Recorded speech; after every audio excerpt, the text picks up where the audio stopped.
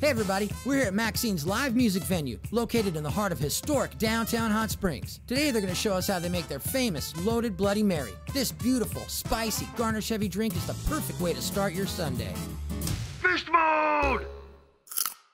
Today, Cassie's going to show us how Maxine's builds its famous Loaded Bloody Mary. Start off with a helping of vodka and top it off with Maxine's secret Bloody Mary mix. Douse it with Tabasco and Worcestershire. Spice it up in the drink and on the rim. Squeeze in a bit of lemon.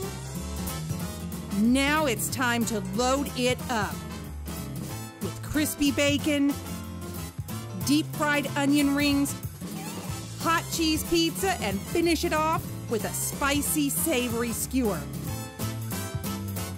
There you have it, Maxine's famous Loaded Bloody Mary. Hungry for more? Hit us up at hotsprings.org. Thanks for watching. FeastMode!